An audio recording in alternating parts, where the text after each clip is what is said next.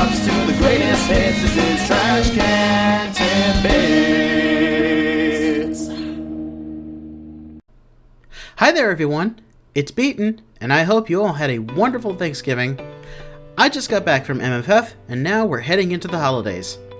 Yeah, it's official, Mariah has officially woken from her year-long slumber and is ready to bombard us once again.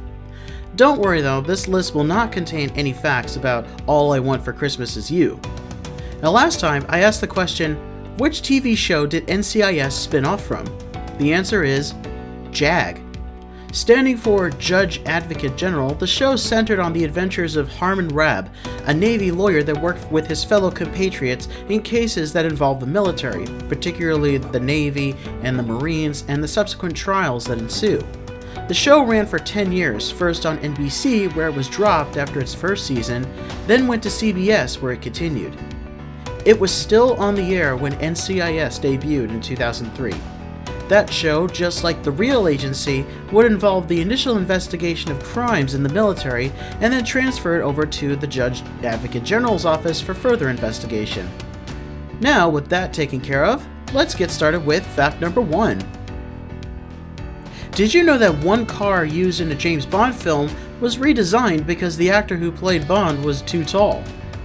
In You Only Live Twice, which takes place in Japan, Bond is escaping some henchmen and hitches a ride with the main Bond girl, Aki, who drives a Toyota 2000 GT. The car was originally designed with a top, but because Sean Connery was 6'2", he was too tall to fit in it all the way. So the car was made into a convertible to accommodate Connery. The open-top model of the 2000 GT made its debut in that film and eventually became a hot-selling car in Japan at the time. Fact 2. Did you know that the radio announcer Robin Williams played in a movie makes a voice cameo in the Street Fighter movie? In 1987, Robin Williams made a huge splash with the movie Good Morning Vietnam, in which he played off-the-wall radio DJ Adrian Cronauer, who brought his rather unique brand of comedy to soldiers during the Vietnam War. The real Adrian Cronauer, or rather his voice, appears in the Street Fighter movies saying things like, "Good morning, Shadaloo," and all the other radio bites heard throughout, so the viewers can hear his original humorous take on wartime conflict. Fact 3. Did you know that the first 4 Mission Impossible movies have had different directors? The first film was directed by Brian De Palma, best known for crime films like Scarface. The second was held by Hong Kong action director John Woo. The third was the directorial debut for J.J. Abrams, and the fourth film was the live-action directorial debut of animation legend Brad Bird, best known for The Incredibles and The Iron Giant.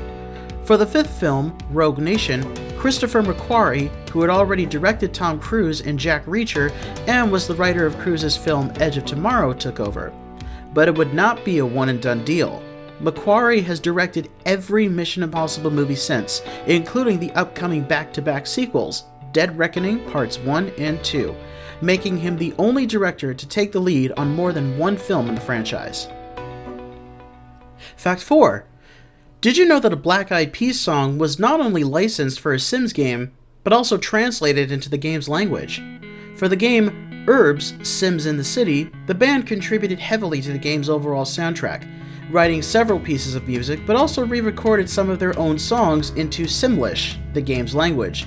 Most notably, the song Let's Get It Started from the album Elefunk was used in the game's opening cutscene. The group also appears in the game as well, adding to the fun atmosphere. You know, after hearing Let's Get It Started in Simlish, which in this game is called Garatada, it's hard to say which version I like better. Fact 5. Did you know that Samuel L. Jackson had a large input in how his character in Star Wars was portrayed? Jackson played Jedi Master Mace Windu in the prequel trilogy, and he personally requested several modifications to his lightsaber. He wanted it to be purple, and though you can't see it, the words "bad mother" is engraved into the hilt of it, a nod to his character Jules in Pulp Fiction. Typical Sam. Even when he's playing a serious character like a Jedi Master, he still manages to be his usual self. Fact 6. Did you know that the floating space rocks at the beginning of Toy Story 2 was actually a mistake by the animators? As I mentioned in one video, the film was almost lost due to an accident by almost wiping out the hard drive, and while the film was recovered, some animation bits were still left messed up. One of these was the floating rocks that Buzz Lightyear flies around at the beginning of the film. It was decided not to correct it as it actually looked good and very appropriate for the setting of that scene. Bonus fact 2, the setting where that gorge is located was used in A Bug's Life as the Canyon Gorge for the ant colony in that film, so it was pretty cool that Pixar gets to reuse assets from other films. Fact 7. Did you know that the Stacy character in Wayne's World was based on a real person? Mike Myers once dated a woman who was so irritated that he paid more attention to his comedy than her that she broke up with him. After some time, she attempted to reconcile by buying him a gun rack, a joke that she had hoped he would appreciate. He didn't, and they stayed broken up. A few years later, when Wayne's World came out, not only was the gun rack joke included in the movie, but the woman was absolutely horrified that Myers partially based the Stacy character on her. He very heavily attempted to apologize to her, but it's unknown to me if she forgave him or not. Personally, I wouldn't. Fact 8 comes from my friend TechNewGecko. Did you know that a song that was used in a Red Dead game was later used in a Quentin Tarantino film? The song His Name Was King by Luis Bacalov was used as the theme song to the game Red Dead Revolver for the PS2 and original Xbox. That game was an arcade-style Western shooter. Quentin Tarantino must have gotten some inspiration for the game when he made Django Unchained, and the song His Name Was King was used in the film's end credits. Luis Bacalov also wrote the title song Django for the original spaghetti western film that inspired Django Unchained in the first place, and Tarantino also used that song for the opening credits. Thanks for that fact, Tech. Fact 9. Did you know that the voice actor for Disney's Aladdin was featured as a regular on Full House? Scott Weiner played G.J. Tanner's boyfriend Steve between seasons 5 and 8 of the original Full House and the sequel series Fuller House. He is also best known as the voice of Aladdin in the original Disney film and all of its later properties. In fact, Weiner actually got to appear as Aladdin in one episode. In the two-part episode, The House Meets the Mouse, the Tanner family gets to go to Disney World, and DJ, having to leave Steve behind, fantasizes about seeing him in various locations. In one of her daydreams, she sees him as Aladdin, completely making a behind-the-scenes joke of Scott's most famous role. Fact 10. Did you know that the narrator of the opening sequence of the Incredible Hulk TV series from the late 70s played Lurch on the Addams Family?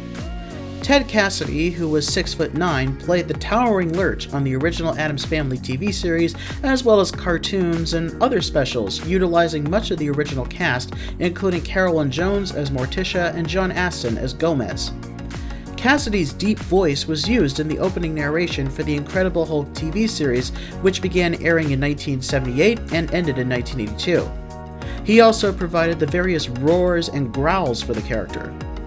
He sadly died in 1979, but his voice continued to be used even well into the 80s for various Movie of the Week specials, including The Incredible Hulk Returns. And here's today's trivia question. Andrew Lloyd Webber used a very clever way to hire the lyricist for the Phantom of the Opera. He found a young unemployed writer named Charles Hart, who was a contestant for a songwriting contest that Lloyd Webber himself was judging. Though Hart didn't win, Webber saw potential in the young man. So he told his producer Cameron McIntosh to give Hart a cassette tape of one of the songs without lyrics, but not to tell him who wrote it. Without any guidelines whatsoever, Hart went to work. My question to you is, what song from The Phantom of the Opera did Charles Hart provide the words that got him the job of lyricist? And there we go for this episode. I hope you liked what I brought for you this week. I really like it when I get to do these episodes for you. Thanks again to TechNewGecko for providing Fact 8. Feel free to share more interesting facts with me. And please don't forget to like, subscribe, share, and ring the bell to be notified for future videos.